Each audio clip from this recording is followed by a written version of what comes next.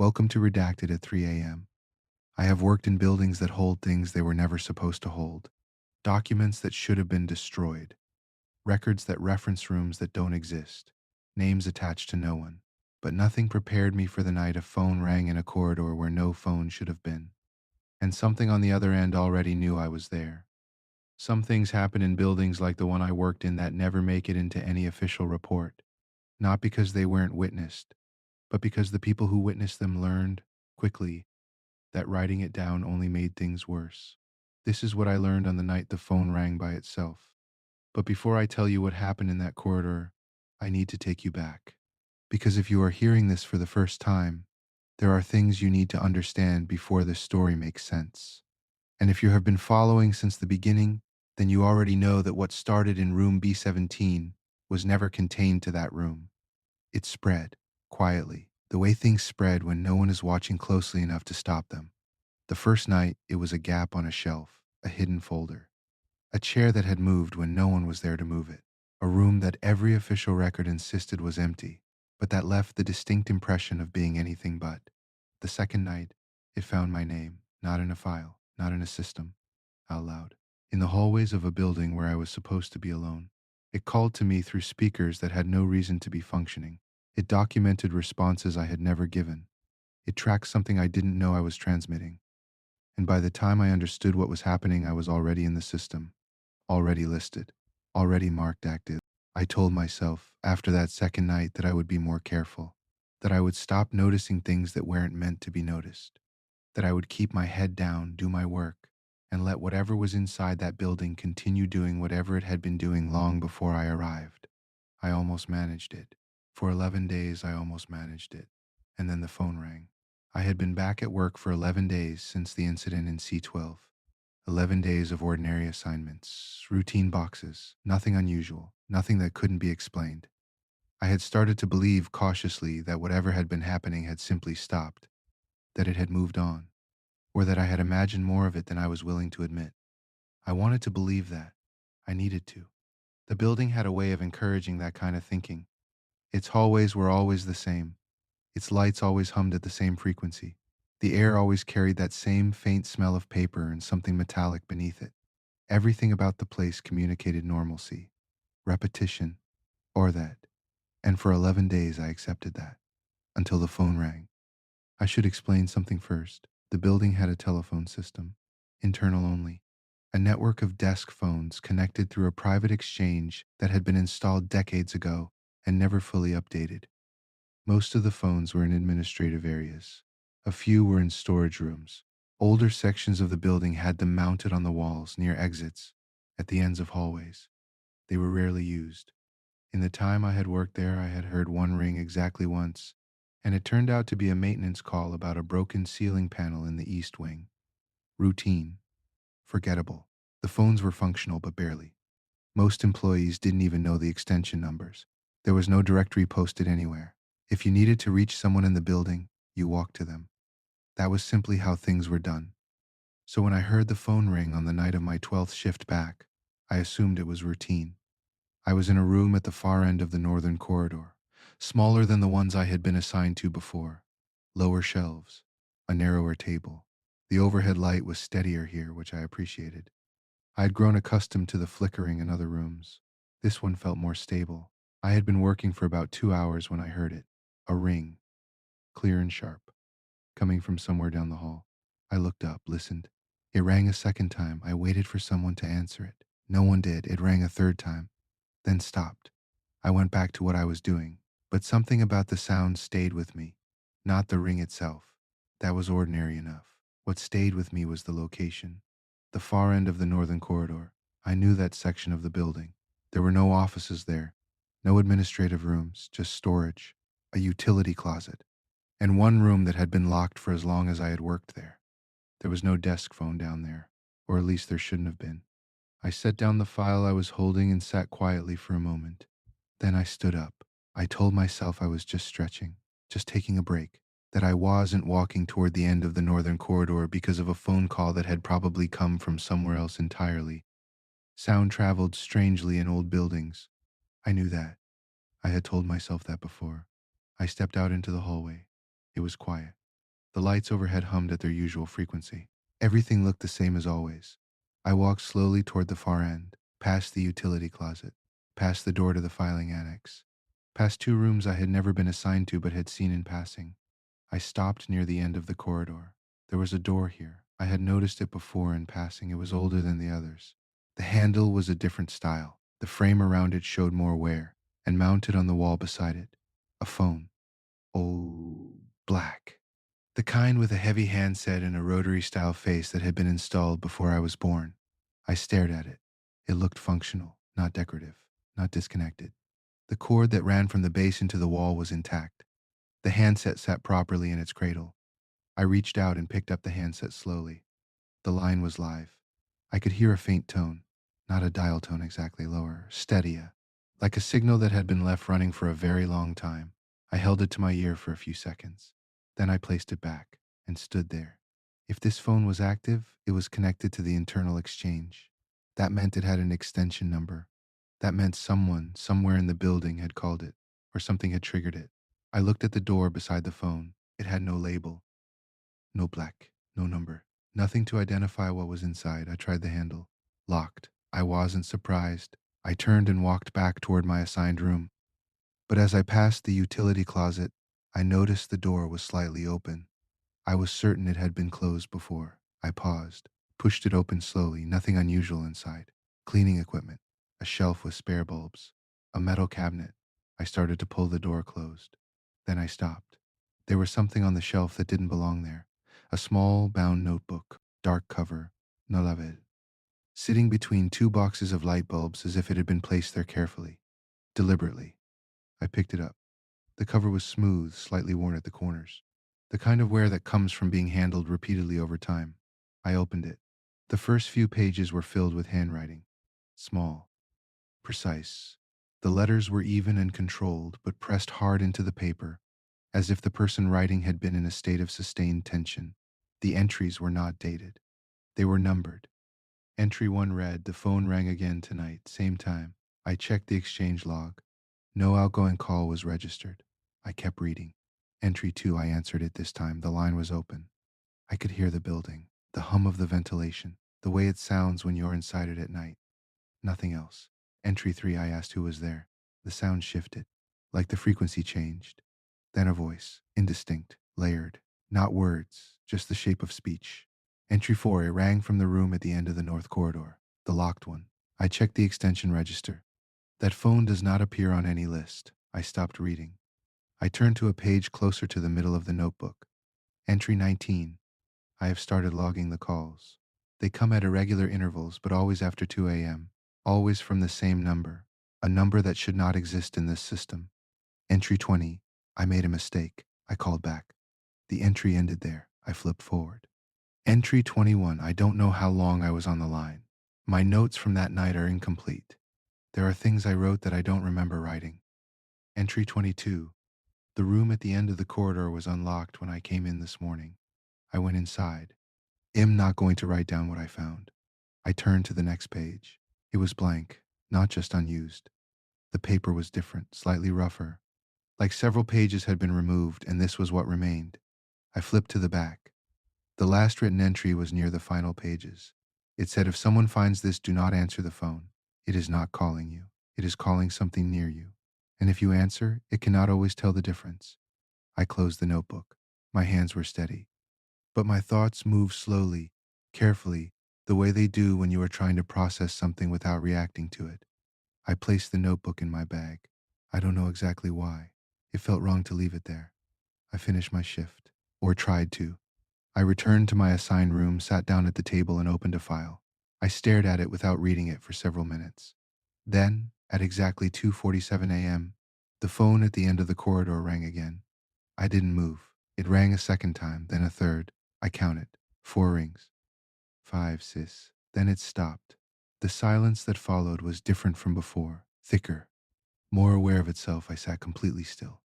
And then from the wall speaker in the corner of the room, which I had not noticed until that moment, there was a sound.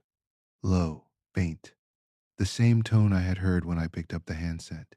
That low, steady signal coming through the speaker, playing quietly, continuously. I looked at the speaker. It was old. the kind found throughout the building, the same type as the ones in C12, the ones I had stopped trusting. The tone continued. And then beneath it, something else. Not a voice, not exactly, just the suggestion of one. The shape of speech exactly as the notebook had described. Layered sounds that almost resolved into words but never quite did. I stood up, crossed the room, and I reached up and pressed my hand flat against the speaker. The tone stopped immediately. Complete silence. I lowered my hand, and in that silence I heard it. Not from the speaker, not from the hallway, from directly behind me. A sound, like a phone being lifted from its cradle. I turned. There was nothing behind me, no phone, no one, nothing. Just the table and the shelves and the same four walls. But the file I had left open on the table was no longer open. It was closed. And beside it, placed carefully as if someone had set it down deliberately, was a single sheet of paper that had not been there before. I walked over slowly. The page was a form, a standard-looking internal document, the kind used for logging equipment or reporting maintenance. But the fields had been filled in differently than any form I had seen before. The field labeled incident type read, unsolicited contact. The field labeled origin read, internal exchange, unregistered extension. The field labeled response status read, acknowledged. And the field labeled subject had a name, mine. I stared at it for a long time. I hadn't spoken. I hadn't answered the phone. I hadn't done anything that should have constituted a response. And yet, according to this form, something had already recorded me as acknowledged. I turned the page over. On the back, written in the same small, controlled handwriting as the notebook, was a single paragraph. The exchange does not require verbal response. Presence within range is sufficient. Once proximity is established during an active call, the subject is logged. Once logged, the subject remains in the system. There is no process for removal. I set the page down. My thoughts were clear, clearer than they had been in days, because something had just become very simple to understand. Whatever had been calling, whatever had been ringing that phone in the northern corridor at the same hours, night after night, it wasn't choosing randomly. It wasn't malfunctioning. It was documenting. And I had been in the building during its calls for more nights than I could immediately count, which meant I had been in its range, which meant I had already been logged. Long before tonight, I picked up the notebook from my bag. I opened it to the blank section in the middle, the pages that had been removed. I held them up to the light. There were faint impressions left in the paper, the kind left when someone writes on a page above and presses hard enough to leave a trace on the one beneath. I could make out fragments, Extension 0031, and beneath that, do not let it complete the call. I lowered the notebook, sat down, and tried to think clearly about what that meant. A call that had already begun, a call I had already been counted as part of. But that apparently hadn't finished. The tone had stopped when I pressed the speaker. The ring had stopped before I answered. Maybe that mattered. Maybe the process required something I hadn't yet given. Maybe there was still time. Or maybe the form on the table was already the proof that there wasn't. I didn't know. I gathered my things and left the room. In the hallway, I walked at a controlled pace toward the main office. I didn't look toward the northern corridor. I sat down at my desk, opened the system, searched for extension 0031. The result loaded slowly, then stopped. The page showed a single field, extension status, and next to it one word, act. I clicked through to the details. The extension was not assigned to any room, not assigned to any department, not assigned to any employee. Just active, running. I scrolled down. Hundreds of entries, all outgoing, all placed to different internal extensions throughout the building, different rooms, different areas. I scrolled to find the most recent entry, tonight's date, time 2:47 a.m., target extension, the room I had been in, and in the column labeled response, proximity confirmed. I scrolled further. Other nights, other entries, my room. Again and again, going back weeks, not every night, more than I had realized, more than made sense. And each one logged the same response, not answered, not declined, just proximity confirmed. I stared at the screen. My hands were in my lap. I wasn't afraid. I was trying to understand what I was looking at. Something had been calling rooms I was working in for weeks, not my extension specifically, just whichever room I happened to be in, as if it knew where I was, as if it was tracking not the extension but the person. I scrolled back to the top of the log. The very first entry for extension 0031. The date was over a year ago. The target extension belonged to a room I recognized, B17. I sat with that for a moment. Then I searched for any documentation associated with extension 0031. The system returned one result, a maintenance report, filed 18 months ago, flagging the extension as unregistered, recommending disconnection, stamped with an approval code, and at the bottom a status update added after the initial report. Disconnection not completed. Extension remains active per directive. No name attached to the directive. No department. No explanation. Just a directive. And 18 months of calls that had been made since. I closed the search, leaned back, and I thought about the notebook, about the person who had written in it, about the entries that had been removed, about entry 20 which said only I made a mistake. I called back. I hadn't called back, I wouldn't, but I was beginning to understand that might not matter because whatever was on the other end of extension 0031 had already been calling me for weeks, and according to every log I had found tonight, it already considered my presence a response. Before I shut down the system, I checked one last thing. I searched for the call log from tonight, the most recent entry, the one targeting my room at 2:47 a.m. I looked at the response column again, but now it had been updated. Where it had previously read proximity confirmed, there was now a second line beneath it. Engagement status pending. I stared at that word. Pending. Not complete. Not closed. Pending. Something hadn't finished. Whatever process extension 0031 had started, it hadn't reached its end. Not yet. I shut off the monitor, picked up my bag, and walked out of the building before the hour turned. I went home. I sat in a chair by the window and watched the sky get lighter. I didn't sleep. The notebook was on the table in front of me. I opened it one more time, read the last entry again. It is not calling you. It is calling something near you.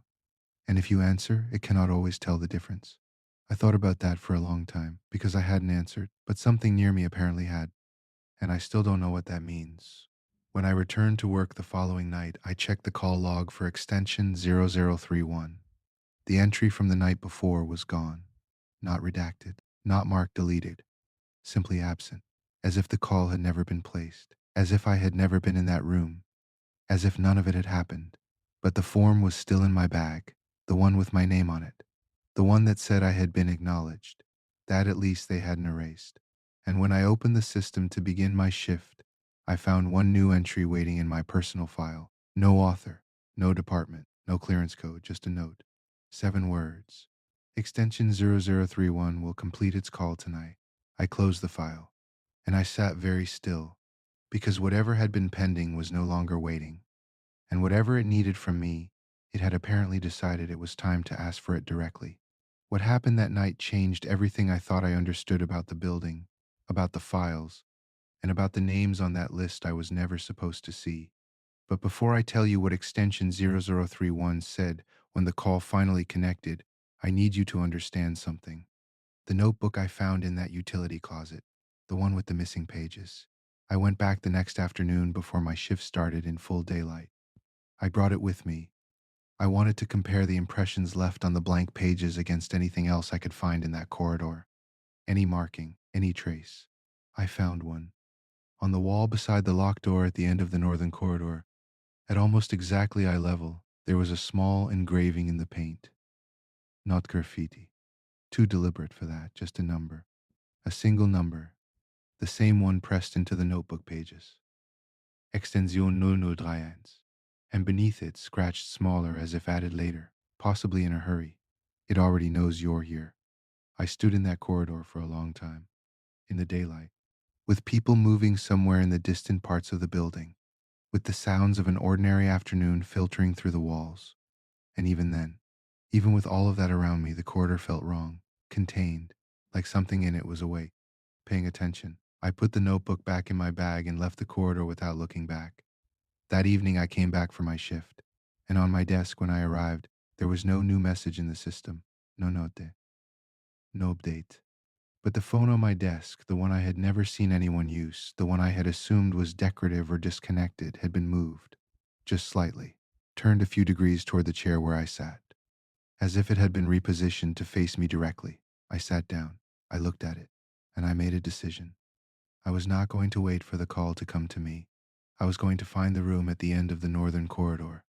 I was going to find a way inside, and I was going to understand once and for all what extension 0031 actually was, what it wanted, and who had built it, and why 18 months ago someone with enough authority to override a formal disconnection request had decided it should keep running. That investigation is what the next file covers, because what I found inside that locked room was not a telephone system. It was not equipment. It was not a malfunction. It was a record. A detailed, methodical, continuously updated record of everyone who had ever been close enough to hear the phone ring, and what had happened to each of them afterward. Most of those records were intact. Some had been partially removed.